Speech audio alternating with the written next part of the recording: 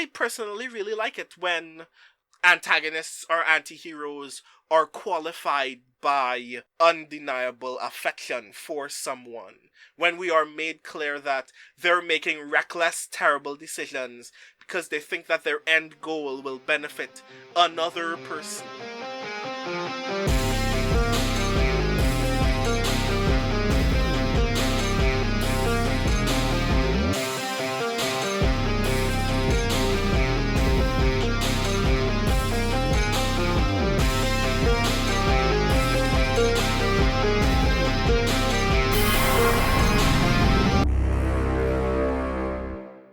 Welcome to the Skiffy and Fanty Show's Screen Scouts. Love always ends in grief, but we can't let the pain do this to us. Wow, you really went for the heart. I did. Heart puller, didn't you? I did. Yeah. Wow. I'm Sean. I'm Brandon. And on today's show, we'll discuss Star Trek Discovery Season 4, starring Sonequa Martin Green, Doug Jones, Anthony Rabb, Wilson Cruz, he is so handsome. Blue Del Barrio, David Ajala, Mary Wiseman, Tig Notaro, and numerous recurring and guest cast, including Oded Fehr, who is Jen's favorite ever. He was from the Mummy franchise and is a god. Ian Alexander, David Cronenberg, a shock for this last two seasons. Sean Doyle, and many, many more. The season was produced by Alex Kurtzman and Olatunde Osunsanmi, who also directed several episodes. And there's directed work by a variety of folks, including a Star Trek favorite, Jonathan Frakes. So there's lots more names involved. Check the show notes. We'll put a link up to the Season 4 information. But before we get into this discussion, we would like to remind you all that we still want to hear from you. So, please share your comments with us about this and past episodes at skiffyandfanty.com/listener suggestions. We're still hoping to put together a listener mailbag episode with your thoughts, questions, topic suggestions, and more, so please talk to us because we want to hear from you. Alright, perfect. So, Brandon, briefly, what were your thoughts in general about the entirety of Season 4? Before we get into a lot of specifics, I will just note, this show has not covered Season 2 and 3. We've only done Season 1, so we are skipping a lot. Tough shit. Yes, I'm sorry. If I were a co-host before this happened, we would have, breezed through all of Discovery. But, to answer your question, Sean, I think that with every season of Discovery, it gets better at knowing what it wants to be about. And I do think that that is true this season. But I do think that, much like all of those other seasons, it still has some obvious growing pains when it comes to actually fulfilling that intent as thoughtfully as possible in some areas. And in a lot of ways, I think precisely in this season, it has traded some problems of previous seasons for whole new problems. But with that, not all of those things notwithstanding, this is kind of true of most Trek in general, for the most part, I would say. Or rather, that Trek has always been a thing with its own pros and cons, and you negotiate a relationship to those pros and cons as you see fit. And B, even though some of those issues are of the narrative nature, the overall narrative of Season 4 is not only very well done in my opinion, but very poignant to the present moment in a way that I think they didn't specifically aim for, but did touch on in a way that I appreciated. Okay. Curious. What about you? Well, look, I may have said some things on Twitter about this. Oh god. I think the last episode of this season is one of the best Star Trek episodes ever made. It is very good, and I'm sure we'll talk about it because I want to talk about that episode because I don't want to be super negative this entire podcast. Oh god. However, I must say that after Season 2, for me, Star Trek Discovery has been declining in quality precipitously. For probably similar reasons you take some issues for specific things we'll get into later. I did not like this season. I liked the idea of this season. I did not like the season itself, in large part because I suspect we come on some similar points here, Brandon. There are certain character beats that the show doesn't really want to deal with properly. It seems to want to do lots of different things while setting aside major character moments or narrative moments that in a lot of cases don't make a lot of sense. And I hate to agree with like to the detractors of Star Trek Discovery. Sometimes characters behave in ways in this show that just don't make sense to me. And it really is annoying for me because I think you could make them make sense, but the show doesn't always want to do that. And I really get frustrated when characters are behaving in a certain way, but we're not going to explore why that's really happening in a way that makes it coherent as a behavior. And so that's kind of where I sit. I really didn't like the season as a whole. There are moments in this season where I was like, ooh boy, that is, mwah, mwah, mwah. Oh, chef's kiss. Feed that to me some more. And then there are moments where I'm just like, I just wish you hadn't filmed that. Like, this is a thing we could have done without. So, and some of this is a hangover from season 3 of watching season 3 and my issues with season 3 not getting resolved in season 4. This is narrative-based Star Trek, which is very different from most Star Trek, which has narrative sometimes, but is mostly like an episode-by-episode anthology structure. So, yeah. So there we go. So that's my view, Brandon. I'm sorry. I know I pooed on your parade, but... No, you are allowed to... Okay, so I should temper all of my relationship to Star Trek. I am not that kind of nerd. Oh, I see. By which I mean, I love it when people critique the things that I enjoy, because I'm still going to enjoy them. You cannot make me not enjoy a thing. But also, I do have to be honest, I got into Star Trek fandom very late. The very first Star Trek I ever watched a season of from top to bottom was TNG, and that wasn't until my late 20s. TNG and DS9 were on local television when I was a child, and I was not interested. Wow. Not because it wasn't a thing that held my interest, but because I was too young and too not invested in ever fighting for the remote to watch a thing when it showed at prime time, so I just never watched DS9, even though I knew that it existed. And then didn't discover Star Trek fandom proper until I was in the industry. Because now there was this classic thing that I needed to enjoy. But I got into Discovery from the beginning, and even though I think that season 1 is bad... No, I'm trying not even to be cruel about it, because there's still things about season 1 that I enjoyed, but season 1, out of everything that I've seen of Discovery so far, is the worst. Like, the thing that I attach to the least. But that's because there is a nugget of Discovery that I enjoy the most, which is what I think shows the strongest in this season.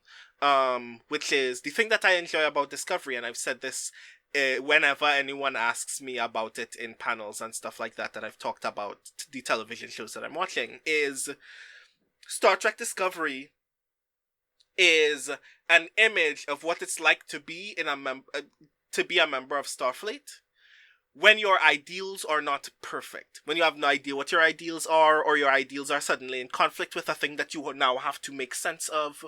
It's particularly interesting to me that things that people consider core to the conversation about Star Trek as a franchise, stuff like the Prime Directive and stuff like that, are rarely, if ever, mentioned in the show.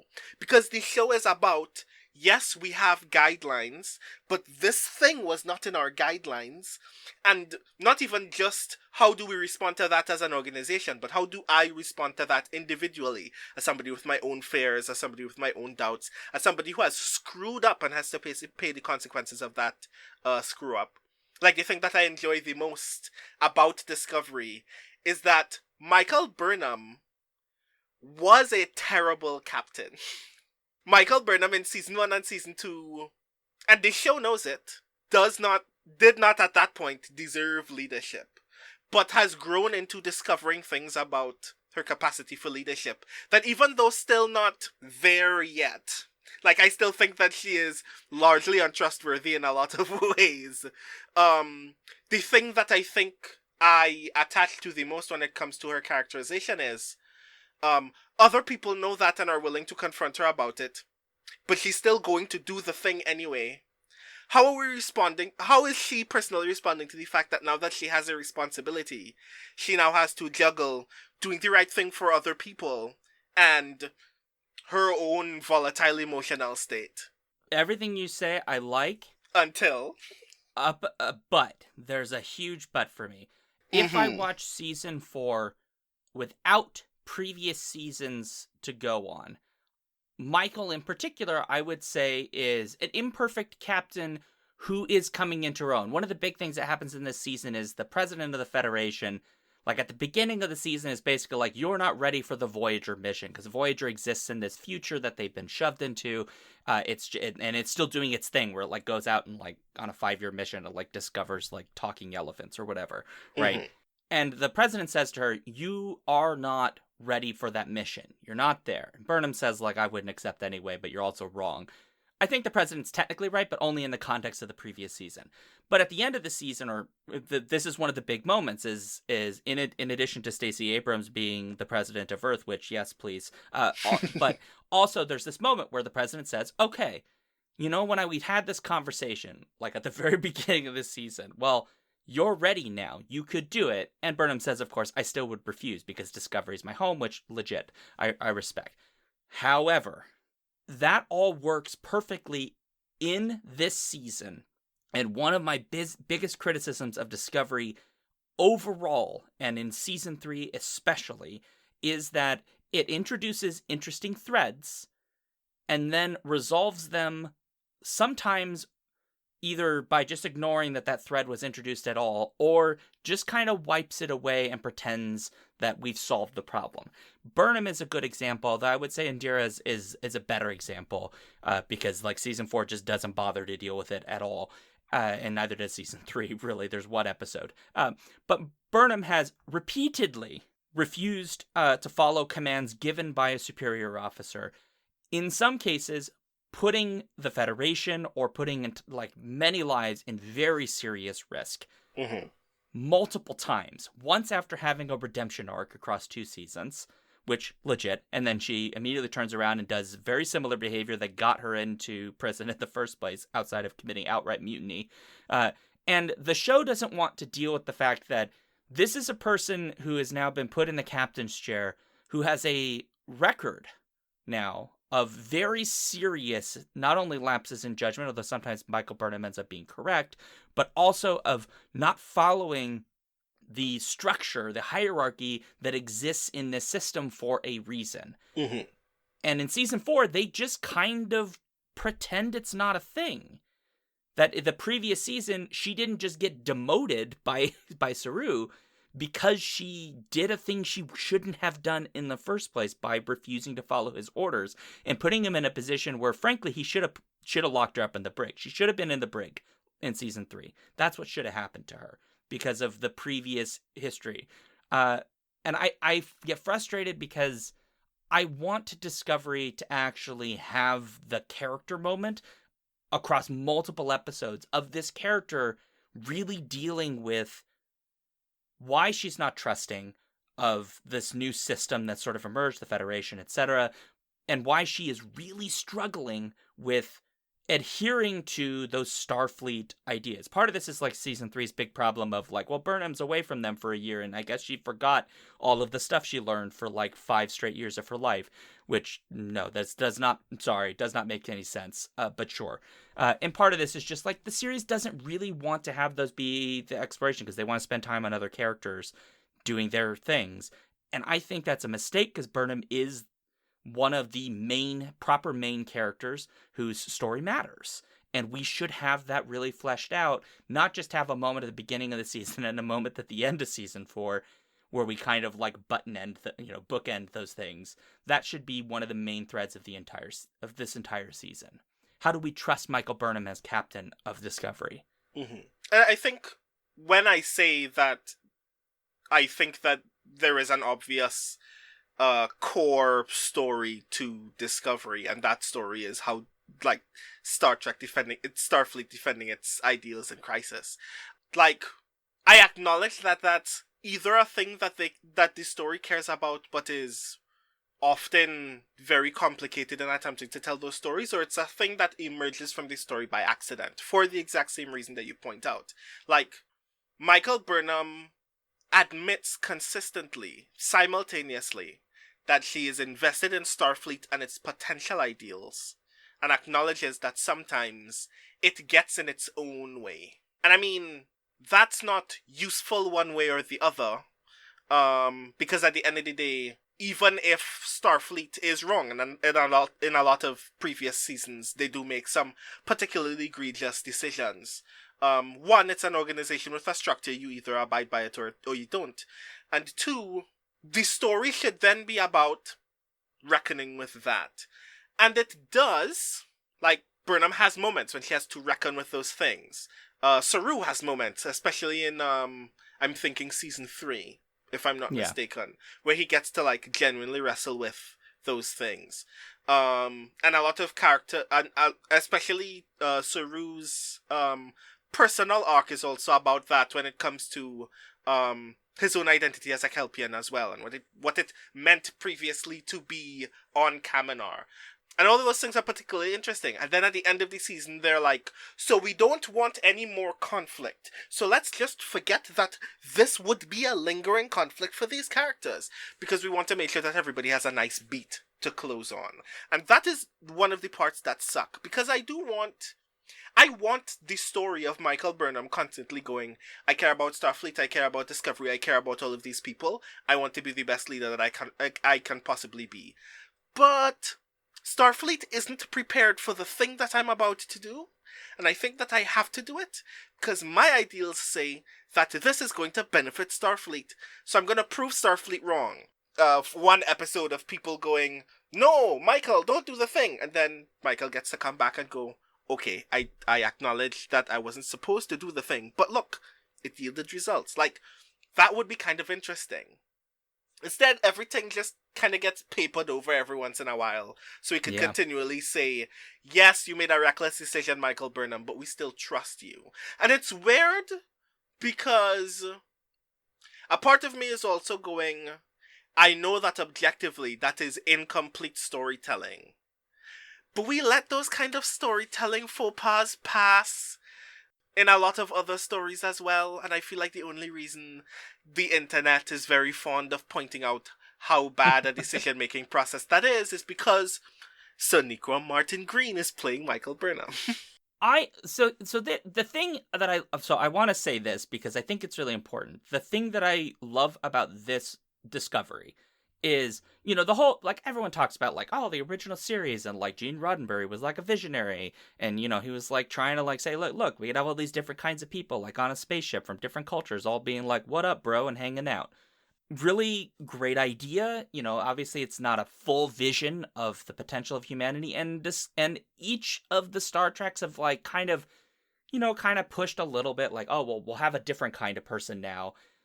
Discovery is a show that does this thing where there's just lots of characters who are clearly different cultures, different races, different genders, etc., just kind of existing in the background as people on the show. I mean, some of them get lines and stuff, like most of the bridge crew do, for example. Although I really get annoyed that we've introduced a whole bunch of new characters and not spent more time with the bridge crew, which is my favorite thing about season 2, or one of my favorite things. That we spent more time learning who these people were, and then suddenly we just stopped learning about their lives, which, okay. At least they hugged a giant tree in San Francisco, so, there's that in season 3, I think. So when I say that one of my criticisms, and I love that phrase you use, papered over, one of my criticisms about Michael Burnham is that they just don't deal with these things. For me, it's that I see the potential that this Star Trek could have, and I see it flopping on it in very significant ways. And this is a problem I've had since the beginning, which I think the papering over philosophy is, like, embedded in Star Trek Discovery. Because the biggest thing... So I'll give you an example that has nothing to do with diversity, which is one of the biggest great pieces of Star Trek Discovery. It has really pissed off some internet bros, and, like, go fuck yourself, well, go guys. mad. Be mad then. Go and be mad, and, like, I actually like a lot of the characters that are in this that just happen to be whatever they happen to be. Yeah. But here, I'll give a non-diversity example of the papering over philosophy of Star Trek Discovery that drives me up the wall. The Spore Drive. In Season 1 of the Spore Drive, there are 2 Spore Drives, Season 1 of the Spore Drive, sorry. In Season 1 of Discovery, there are 2 Spore Drive ships, right, that are created. One of them, it all goes tits up and, it's a disaster and they blow it up. But there's a second one. As the series goes on, I keep sitting around going, but why do they not have more Spore Drive ships, given that they had clearly schematics to build 2 of them, and clearly know that they can build more of them? They must have records that they're how to build a Spore Drive, and now they have information from Stamets on how to operate the Spore Drive effectively. And so why are they not trying to resolve that? The thing that Discovery does is to say, well, it might violate our rule about, like, using, like, genetic tampering and manipulation and all these kinds of things, which, like, is nice as an answer, but is kind of, to me, a cop-out. Because in Voyager, they actually deal with one of the big problems that exists, which is how do you go... Because most people know Voyager, but basically the premise of Voyager, they get shoved really, really far away. And going on the maximum warp they can do, if they can even maintain that nonstop, it would take them decades to get home. Their families would die, like all this stuff. There's a moment in Voyager when Paris and Janeway are... Well, Paris is primarily working on a transwarp drive, which would basically be able to take it to the absolute maximum warp, 10, essentially. What they discover in the transwarp drive is that by going that speed, it creates so much instability in your DNA that you literally, like, de-evolve into, like, a frog monster. And basically Paris and Janeway, like, become frog people and, like, are living in a swamp and make babies. And it takes, like, the whole episode for them to figure out how do we undo the damage, essentially, and bring back our captain and our pilot. Like, it's a whole to-do. It's silly, but it provides a narrative consequence for why we can't go faster. Instead of just saying, you can't go faster because you can't go faster. The Spore Drive example is, we're now 900 years in the future, right? 900-something years in the future, in Season 3 and in Season 4. And across those 2 seasons, nobody ever answers the question, why has the Federation never built more Spore Drives? Because clearly they must have records. And they clearly, after the burn in Season 3, could use a fucking Spore Drive. And the answer is just simply, well, we made it a secret now, and that's why. And that, to me, is a problem. It's lazy. Like even in this season, there was a part of me was like, a part of my suspension of disbelief can just accept, hey, we just didn't have time, or we didn't think it was a priority, and now things have gone out of control and we cannot do the thing immediately. But a part of me, during the main conflict, which I hope that we can chat more about afterward, went, okay, Admiral Vance, you know that the only ship Discovery ever had in centuries that maintained a Spore Drive long enough to get to you and rebuild the Federation with it is now here, letting you know that anything that they can offer for the betterment of the Federation is at your disposal. You have the only space dock. Stamets has let space dock technicians know how to repair a Spore Drive. Why are you not putting Spore Drives in every ship of this size? Specifically now that Spore Drive travel would be particularly useful in evacuation efforts for the conflict of this season. This would be kind of useful. Please. But again, they just paper it over. They don't deal with the ramifications. And this goes to Season 3. I know we're talking about Season 4, but I have to talk about it because Indira is in this season too. So there's this whole thing in Season 3 where Indira, who's this new character that's entered, is a Trill symbiote who is human. And they are the first of their kind and that's never happened ever. And when they go to the Trill homeworld, it just basically helped them fix the problem of they haven't properly unified with the symbiote, which is a really big important deal so they get access to the memories. The Trill homeworld, they're basically split in 2 camps. One is it's an abomination, we must separate them, even though it will pretty much kill the host. And the other side is like, oh, our numbers are dwindling, we can't find suitable hosts because that's really complicated. Maybe human symbiotes might be the solution, so we should embrace this and explore it and see if we can help them create that connection. And then the episode just kind of has them like break into a pool, and Michael Burnham and Indira basically just like hang out in a crazy dream together, and it get resolved. And at the end, they just go, "Oh, well, maybe we were wrong, and we were wrong about this whole thing." And the frustration that I have with this is twofold. One is that the episode just kind of wipes away all of that cultural difference. This is, I mean, keep in mind, this is one group saying we should potentially murder somebody to separate them because they are impure.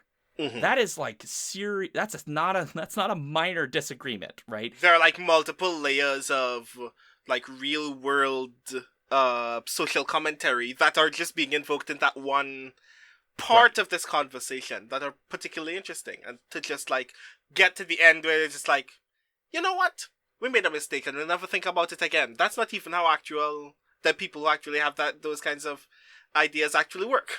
No, and that's super frustrating. This is what Star Trek does.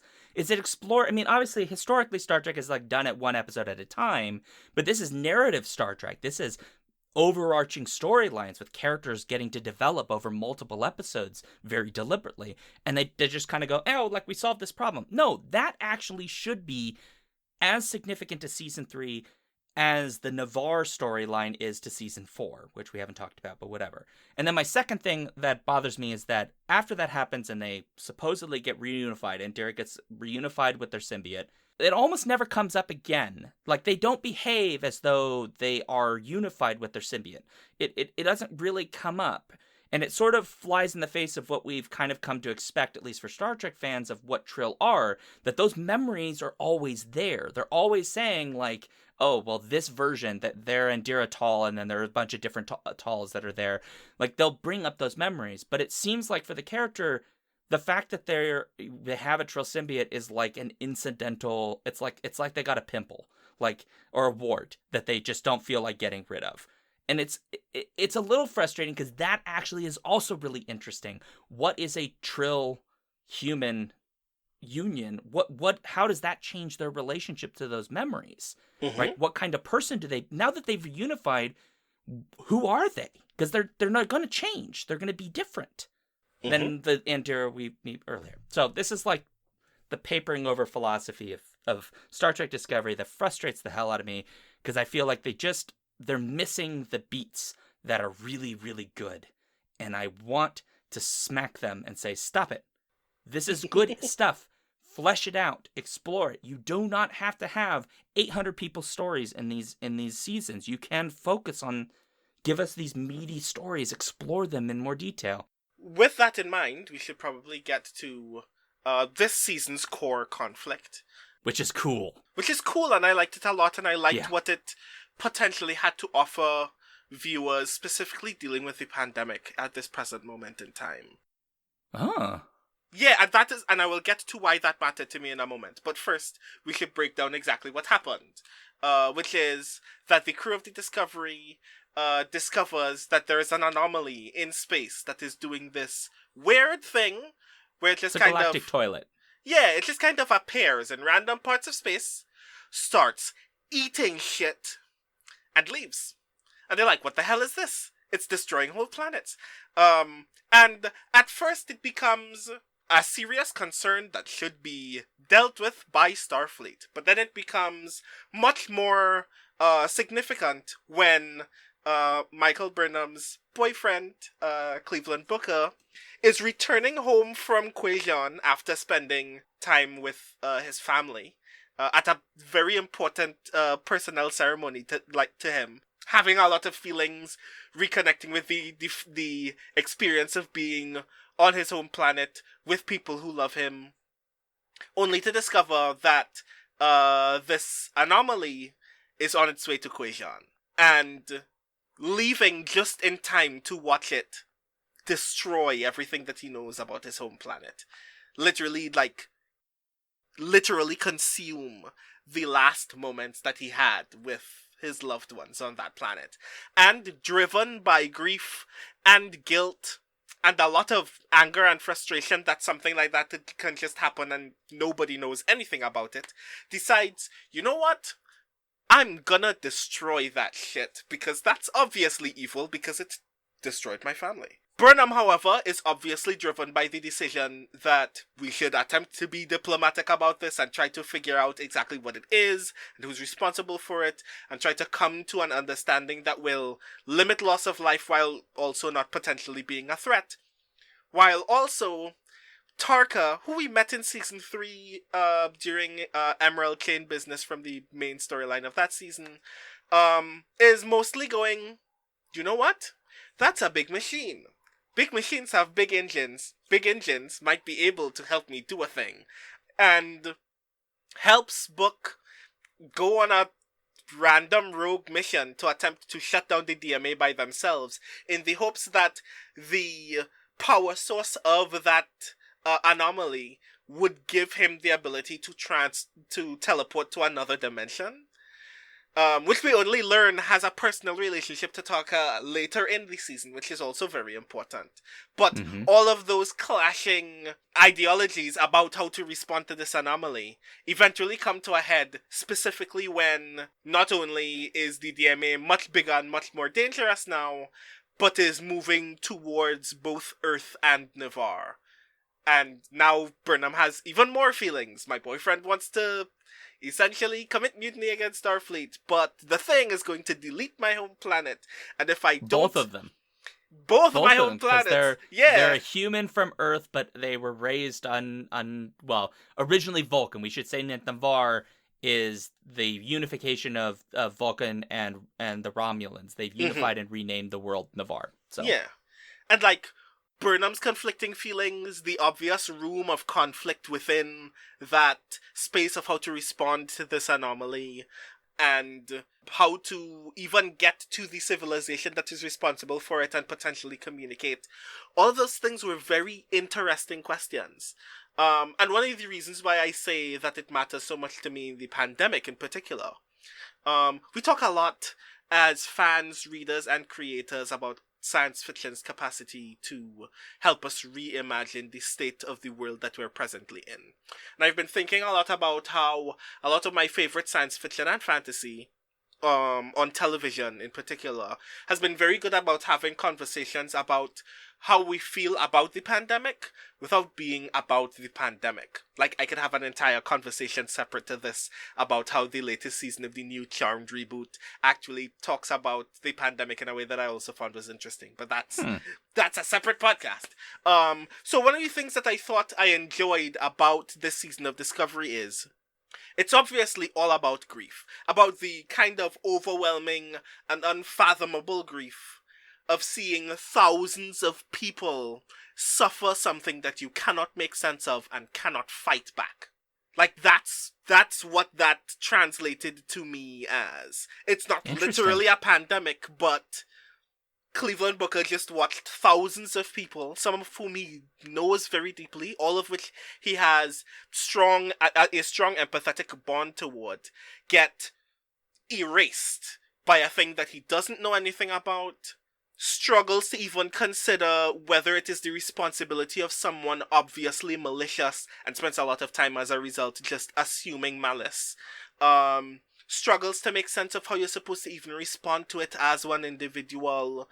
Is constantly frustrated by the fact that other people are making what seemed to him like a lack of a decision, when they're telling him we're trying to make measured, considerate decisions about how to move forward. And he's like, no, I want somebody to deal with this now, because I'm in pain.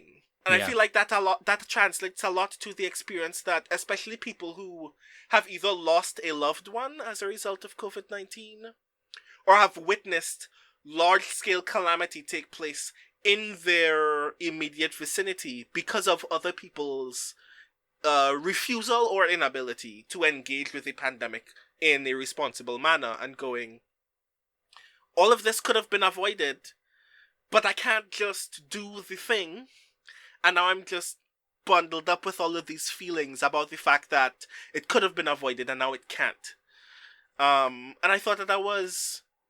I thought that using that frame was particularly important, because it means that everything that this season is saying about how we respond to grief, how we respond to this level of wide scale calamity as a community of people, how we feel about our individual place in that kind of life-saving effort, is about the pandemic without ever saying COVID-19, so no one can say that you were preaching to them. I mean, it's really interesting that you bring up, because I hadn't really thought of it that way, but yet, given its context in which it exists, it is responding to a slightly different cultural context than other Trek shows would be responding to. And so you could read it that way. And I think it's interesting that the answer that, insofar as the question you're essentially raising, that Discovery answers it at all, it seems that Discovery's answer is actually more unification and working together is essential. Mm-hmm. That working on your own and doing things on your own is, great for really small little things that, that the whole of people don't need to be involved in. But when it comes to the big problems, working together is, as a unified community, is a thing that is necessary. I mean, at the end of this season, Earth rejoins the Federation, which is a big to-do, because when we first met Earth in this 900-year-old future in Season 3, it had become insular. It had built a giant shield around it to protect itself from any possible threats that might come at it. It didn't become xenophobic in the sort of traditional sense, but it became deeply insular and protective. It joins at the end of this. And again, I want to note, the president of Earth is Stacey Abrams, and you all on the internet who are mad about it, go fuck yourselves, because Stacey Abrams is amazing. Yeah, when I saw that, I was not just delighted because it happened, obviously, but also because part of me knows already, based on stuff that Abrams has said in interviews and the like, that was genuinely something that she would have wanted to do. That Stacey Abrams is legitimately a huge nerd, and probably at some point either was emailed and went, "Hey, do you want to be on an episode of Discovery?" It's like, yes! Or, what my real headcanon is, literally messaged them and said, "Hey, this season looks like it's really, really important. I want to be a part of this important conversation about where Earth falls in the Federation. Is there a way that I can fall into?" And somebody was like, in the real world, this would be the president of Earth. If in an ideal future, this would be the president of Earth. So let's just make the thing happen. Look, and I love it a lot. If Star Trek predicts that Stacey Abrams becomes president of the United States, I know, we don't have a president of Anne Earth, Abrams, because we are. This is how many years removed from where we are right now? Quite a bit. But anyone with those ideals, if we ever needed to have a president of a unified Earth, I would rather somebody with those ideals than someone else. I just want to note, I don't think that she has a name in the show. Yeah, she doesn't. She's just the president of Earth. So in fact, she could be the, I don't know how many great-great-greats on there, 500 great-granddaughter of Stacey Abrams. She's Stacey Abrams, the 137th. Yeah. I'm for it. Yeah. I mean, I like the idea that there's clearly, they did that on purpose. They knew exactly what message that was sending about Earth. I don't know, it made me feel pretty good.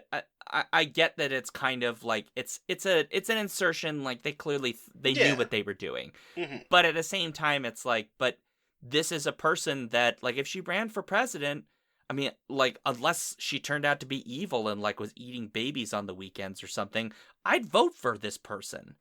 Because everything I know about her so far is she works her butt off, she cares about people, she's a nerd, which helps.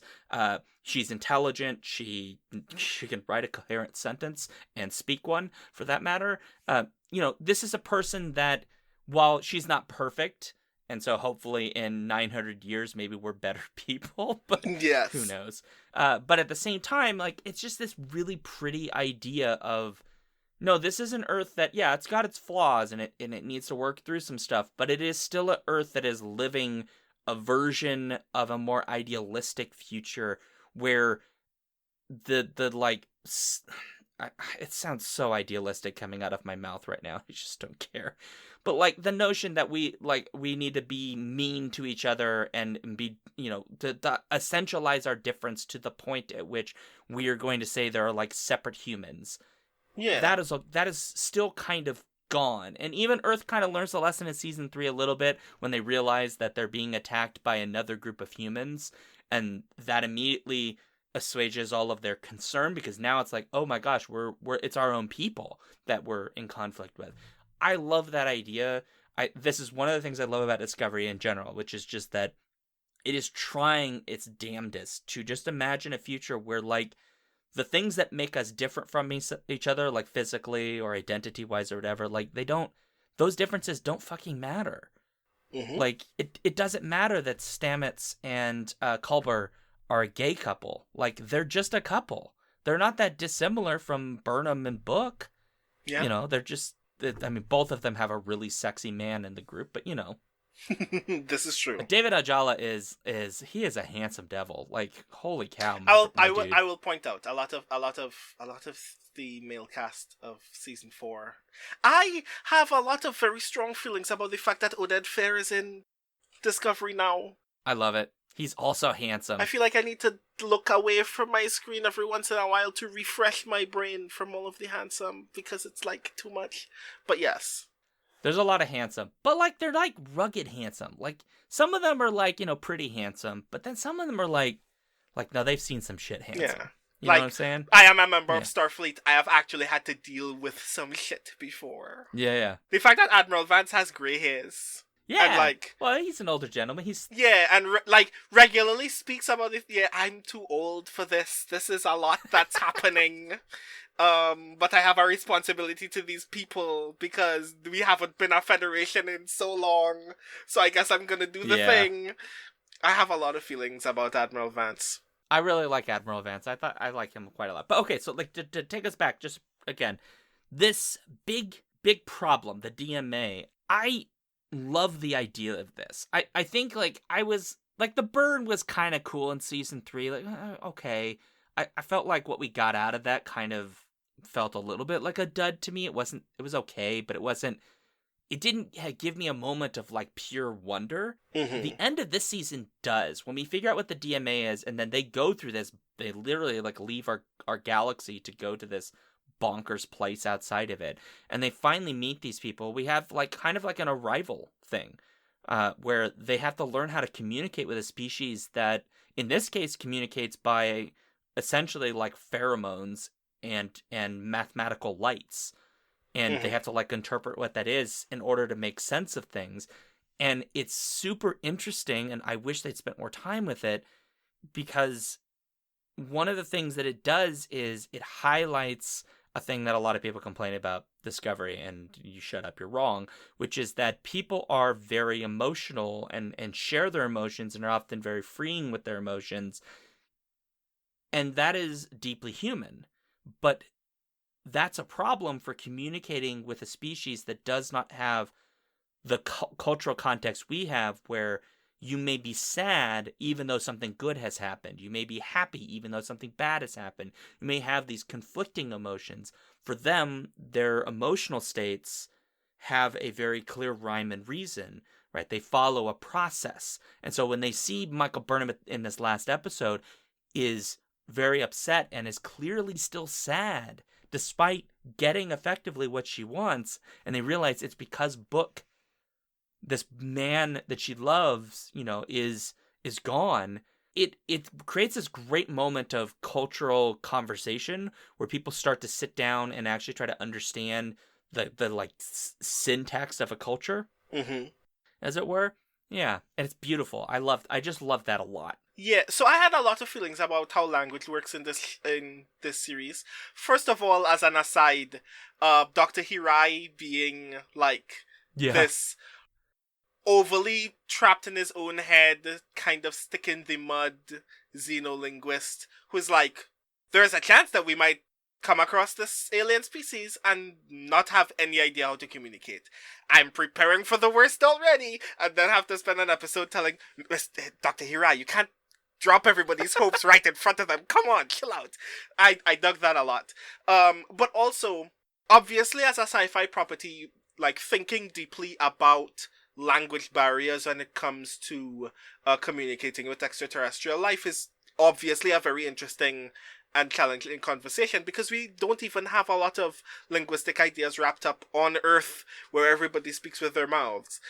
So, like, the idea of emotions as a language was not only interesting in the science fictional sense of this is a very interesting hurdle for which a largely vocal based communication technology would have to overcome, but it already naturally as a theme says a lot about the value of emotions. The idea that when the way that they discover that this is the way that this species communicates is by going on their deserted former home planet and discovering that they're being bombarded by the emotional landscape that left this planet in tatters in the first place, and going, oh, this is a lot. This is plenty. I'm glad that I'm having this context, but I think I'm having a panic attack. Someone please help me. Was very interesting to me because it means that the story is placing value on those emotions. This isn't a hysterical response. They're not treating it like this is like this extreme state that needs to be tempered by logic. The story essentially goes from this point: these emotions are important and we're going to respect them. We're not going to talk over them. We're not going to devalue them. This is their context and we're going to meet them where they're at, because we also admit that we are having feelings in this moment. And now that we can share that, that's our baseline. And in a landscape where people like to use emotional engagement as a downside to logical debate, having a show admit that stating why I feel this way and why those feelings are important is healthy is like a breath of fresh air for me.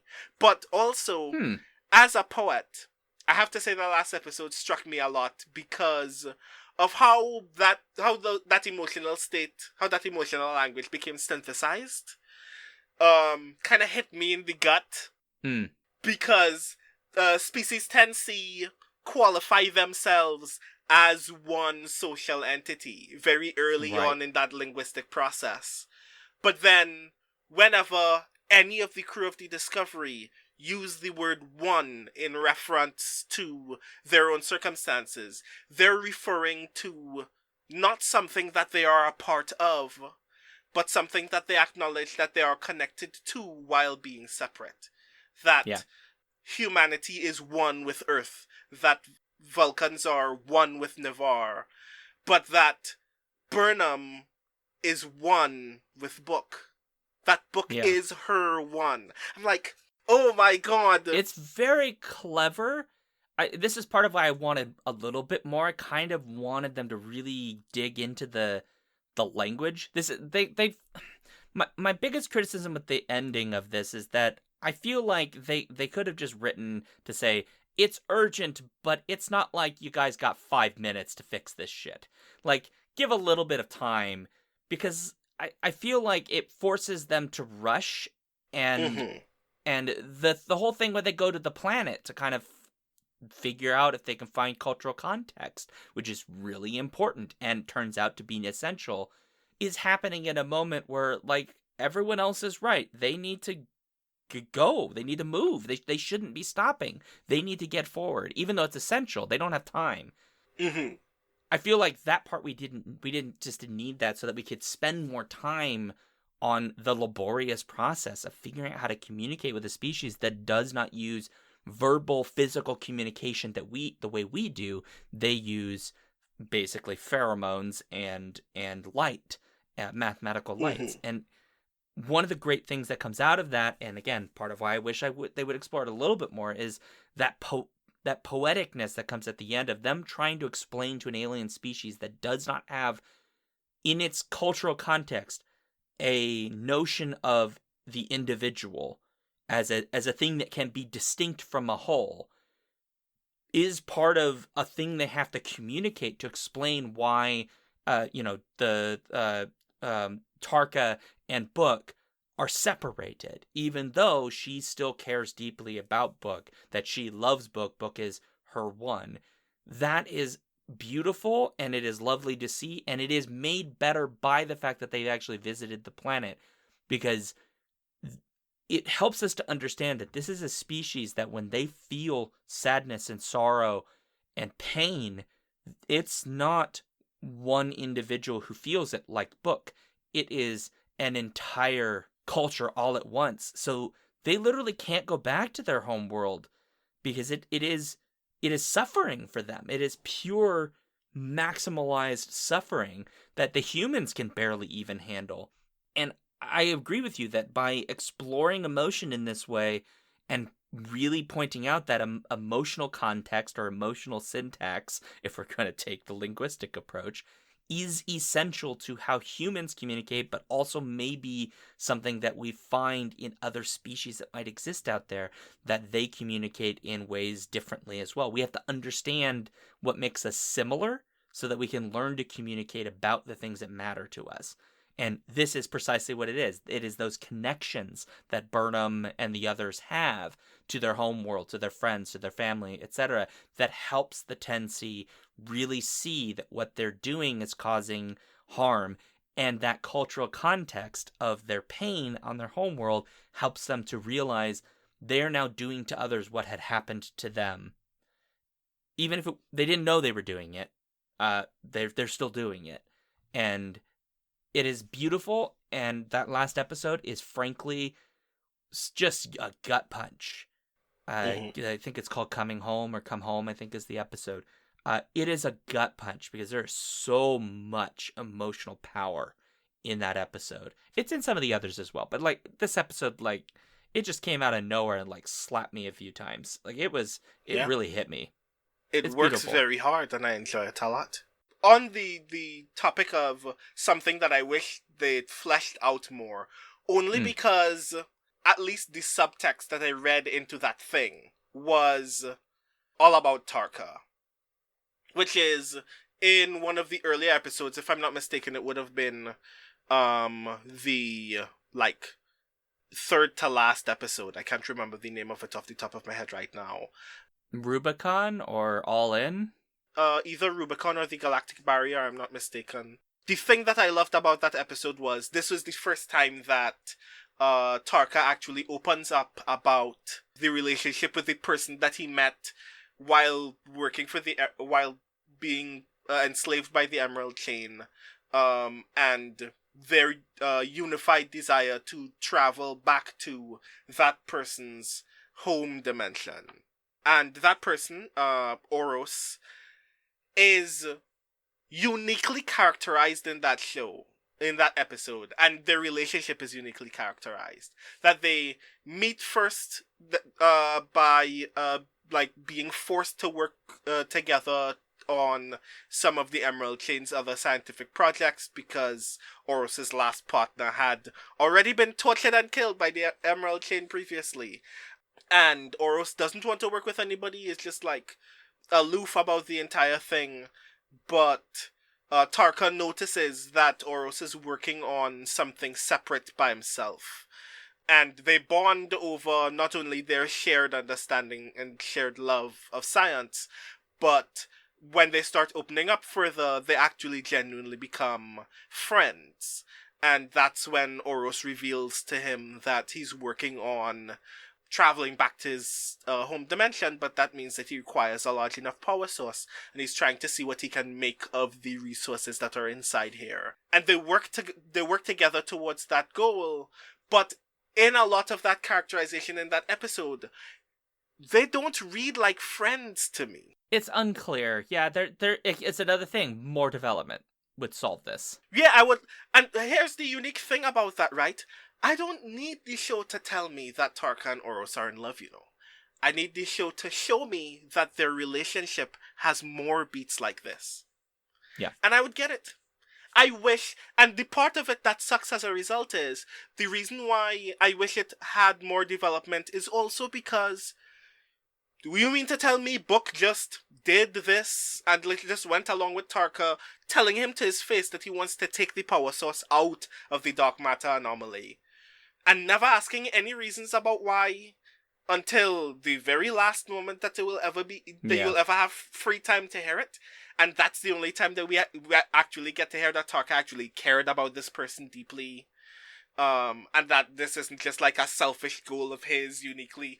Like, Tarka reads, especially because of how we meet Tarka in season 3, Tarka just reads like an asshole all the time. And I feel like all of that is on purpose. Like, there is a part of Tarka's characterization that is, I'm the smartest person in the room, I will do whatever I need to do in order to achieve my own goals. I get those things. But because it's not layered with any actual further nuance, we just assume that he's an asshole aiming towards his own personal goals until we get to see Oros. And then it becomes weird because now we're seeing flashbacks about a thing that he's already told Book. So it feels disjointed either way. And I feel like that could have been resolved by simply not having him admit why earlier and just like grandstand against Book and say, you want the thing, you want the DMA shut down, I want the power source, and you don't need to know why. You're either working with me or you're not, and we would have gotten to that exact same point. And in the journey towards that point, just showing us more of Oros on the way, because I thought that was really interesting, and I think that, like, not just as not just as a relationship beat in and of itself, but I personally really like it when antagonists or anti-heroes are qualified by undeniable affection for someone. When we are made clear that they're making reckless, terrible decisions because they think that their end goal will benefit another person. And seeing that Tarka, like, obviously is wistful about the fact that they don't know if Oros has actually succeeded, or if they will succeed, but they're willing to pursue it anyway, even at risk of their own life, even knowing that this power source is so large and powerful that if it fails, the only thing it can do is go boom. But I am either going to Kylie's to meet Oros, or I am going boom, because this is the only thing that matters to me, is uniquely good storytelling that I would have loved more of for Tarka. And I hope that in future seasons, if that is a beat that the Discovery writers are committed to, they know that they need to give us more of that relationship, or else we don't know that there's something there at all. Yeah, this is everything you're saying is another problem that I think Discovery's run into, especially since season 3, which is they just have too many characters who have stories that need to be told, which means you've got a 13 episode season of roughly 50 to 55 minutes each. That's not a lot of time to have the big scary plot, your main characters having plot points, and then also have like 8 or 9 different sub-characters have plot points. Yeah. Where you explore them. And I think this is a thing that they could resolve by just saying, you know what? We don't need to have all of these characters have their own stories. Yeah. We could hint that they exist, but they're not things like, maybe do a separate like little mini show or something where maybe you explore their story, but like we don't need it. It's not a thing that is important to what is the overarching story that we're telling. Or it is, but because you've got so many of them, you don't explore them in a lot of depth. Tarka, I think he needed to be like the guest star of the entire season. Where pretty early on, he's in like 10 episodes of this, and we're getting bits and pieces of his story throughout, so we understand his motivations and where he's coming from, and we can sympathize with them. But he's in 8 episodes, but we don't really get the bulk of that story till nearly the end of the season. And by then it's like, but we needed some of this earlier. And the thing about it is, and I've noticed that, and I was wondering if we'd even have space to bring it up, is in that regard, I feel like this season wanted to have its cake and eat it too. Because I do think that there were some secondary character storylines that were particularly well done, or were aiming towards being particularly well done. I love that Tilly got an entire episode with those recruits, because her relationship to being in a position of leadership was very cool, and I thought that was particularly not only very interesting, but sequestering it to that goal meant that it became that was bookended in that moment in a way that I thought was satisfying.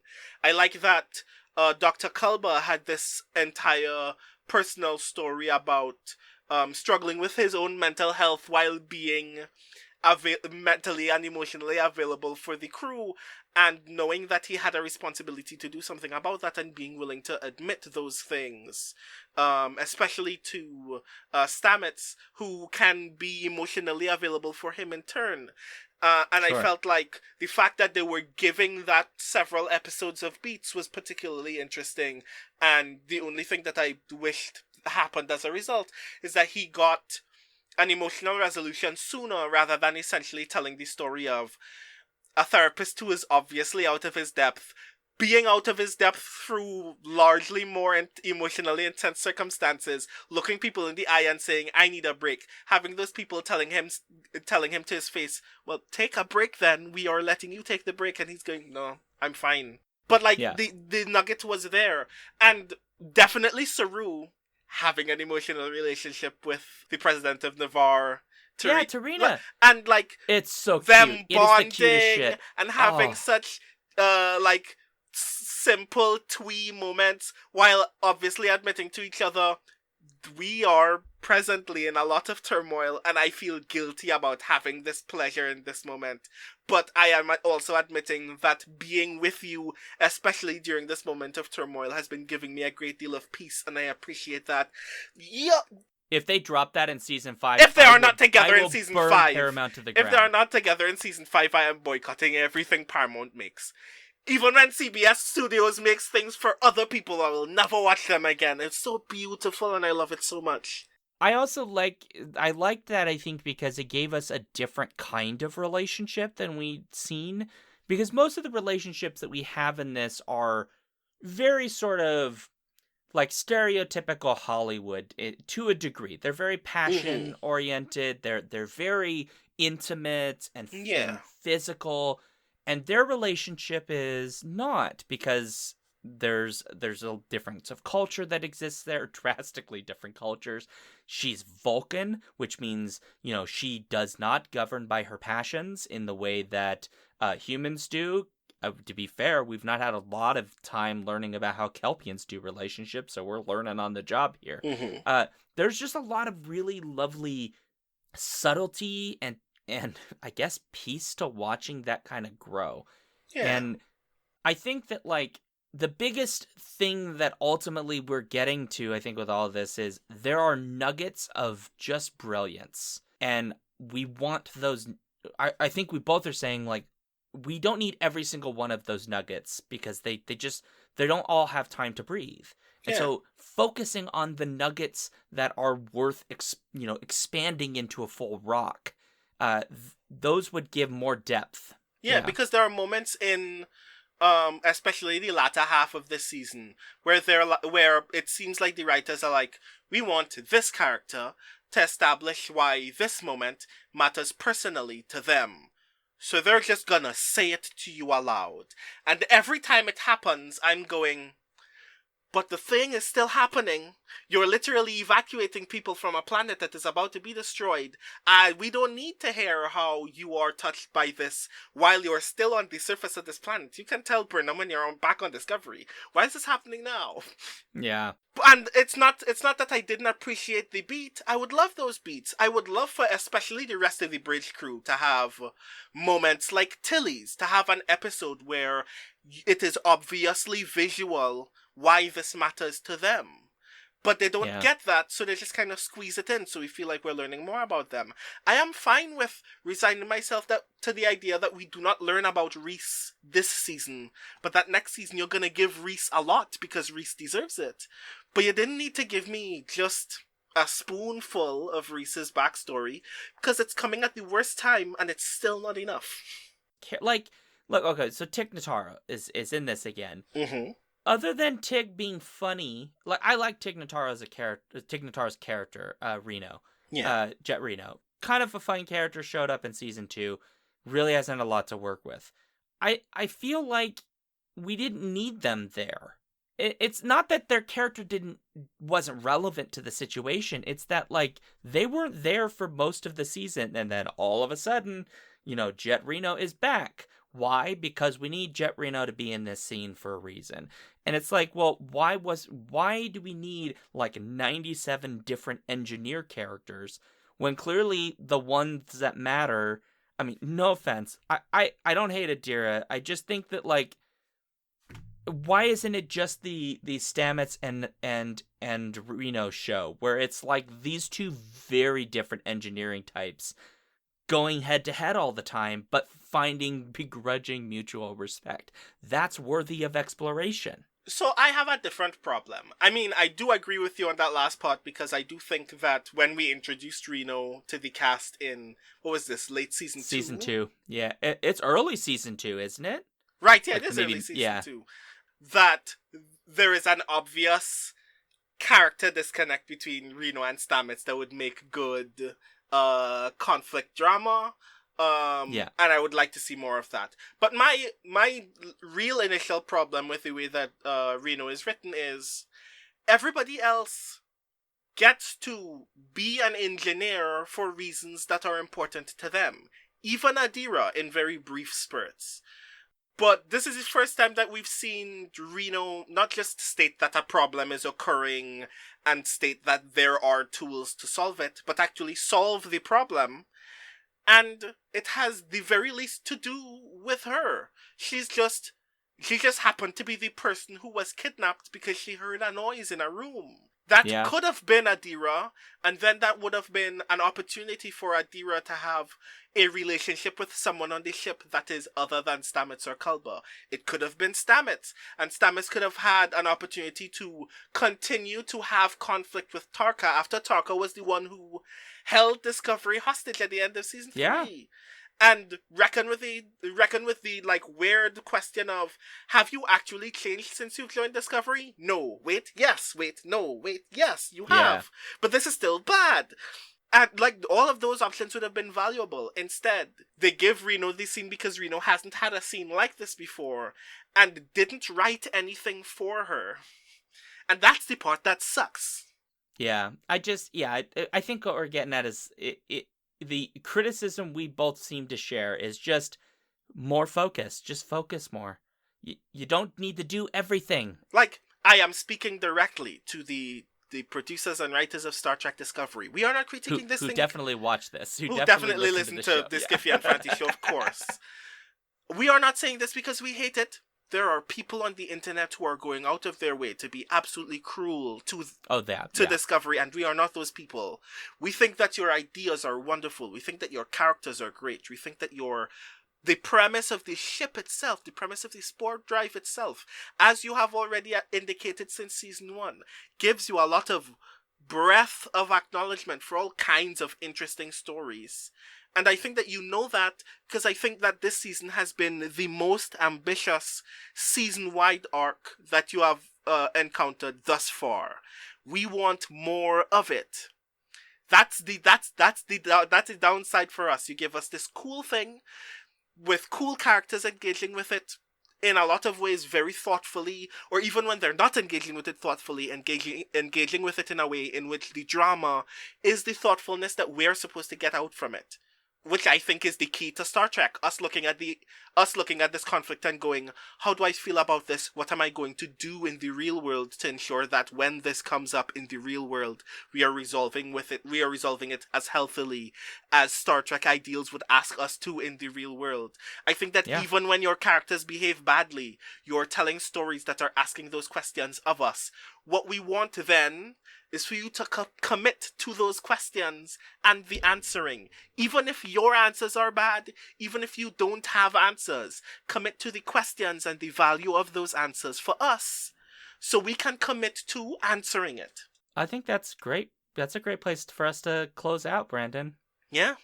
I sound so angry, but again, I just love this thing. If I didn't love it, I wouldn't. Oh my god, this is the first time I think I've been heated about a thing for a while, and I don't even consider myself a Star Trek nerd. I am amused that you think this is heated.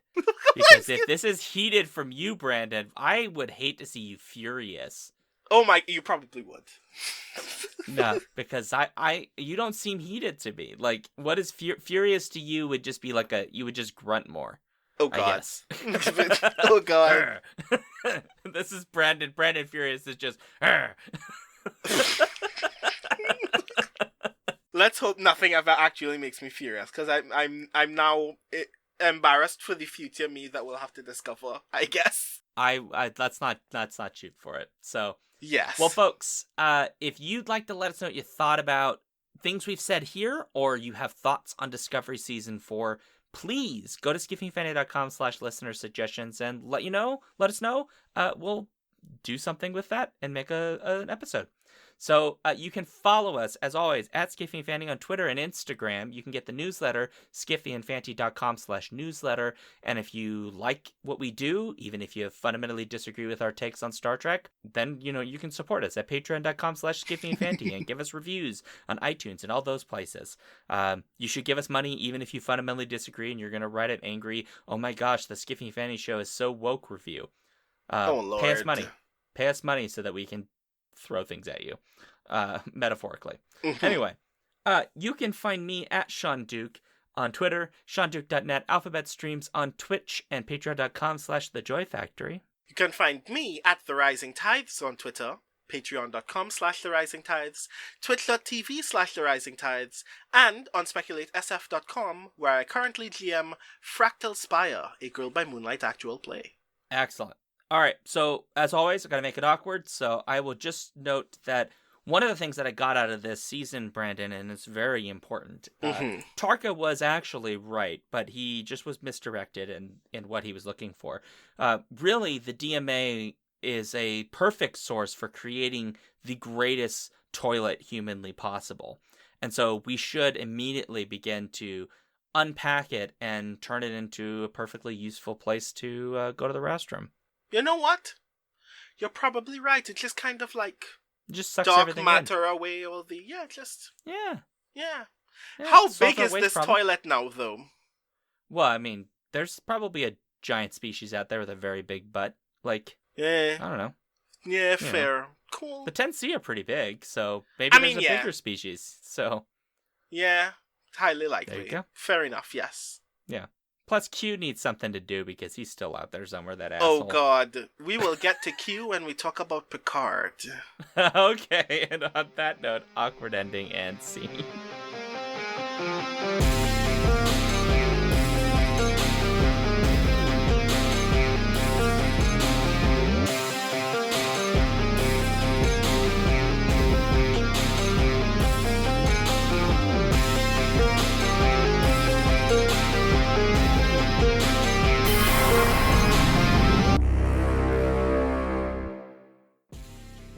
If you want to support this show, you can go to patreon.com/skiffyandfanty or skiffyandfanty.com, our website, where you can get access to all of our fancy things.